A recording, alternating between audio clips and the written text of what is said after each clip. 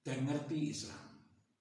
Agama Islam supaya sempurna, kata Rasulullah, buniyal Islam ala khamsin syahadatu an la ilaha illallah wa anna Muhammadar Rasulullah, wa iqamis shalah wa ita'iz zakat wa shaum Ramadan wa hajjul baiti man istata'a ilaihi sabila, umrah dan haji.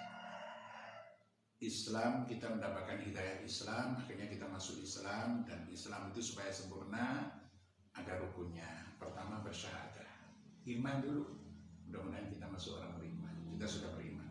Setelah beriman, kita laksanakan sholat, terutama sholat maktubat, sholat fardu. Kalau nggak bisa 5 waktu ya sementara, karena kita masih belajar, bolehlah maghrib doang, atau mungkin subuh doang.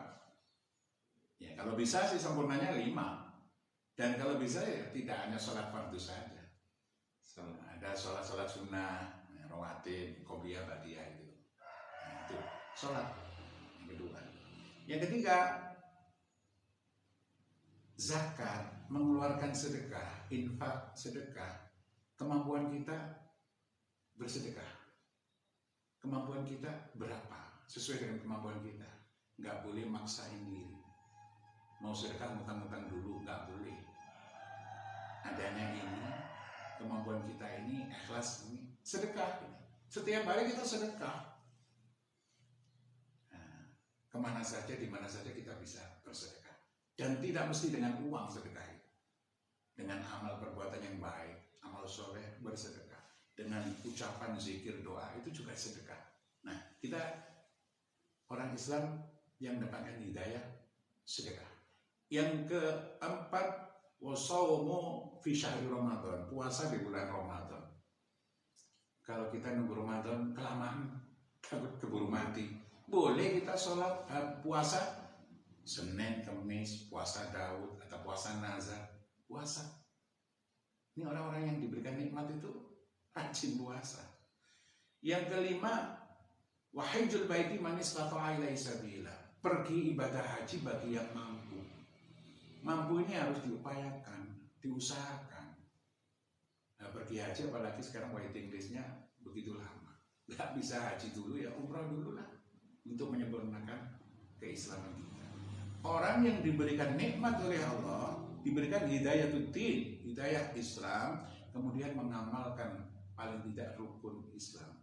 Inilah orang yang diberikan nikmat oleh Allah Subhanahu wa taala.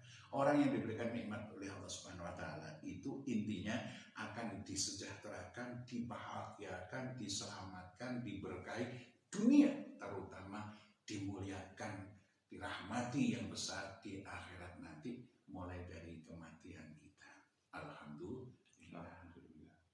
Tapi golongan kedua, orang yang maghdub, orang yang dimurkai Allah, dibenci oleh Allah, itu para mufassirin menjelaskan ngerti, dapat hidayah. Hidayahnya nggak sempurna. Nanti Islam itu kita setiap hari dipanggil untuk ya sujud kepada Allah, nyembah kepada Allah. Tapi dia cuek. Dipanggil salat, nyepirikan. Dipanggil untuk sedekah, terutama ya anak-anak yatim yang perlu kita santunin, kita senangkan. Cuman doang. Dipanggil untuk sedekah, mengos, cuek, doang. Dipanggil untuk berbuat baik, dia enggak, pelit. Dipanggil untuk puasa, buru-buru puasa, ngapain?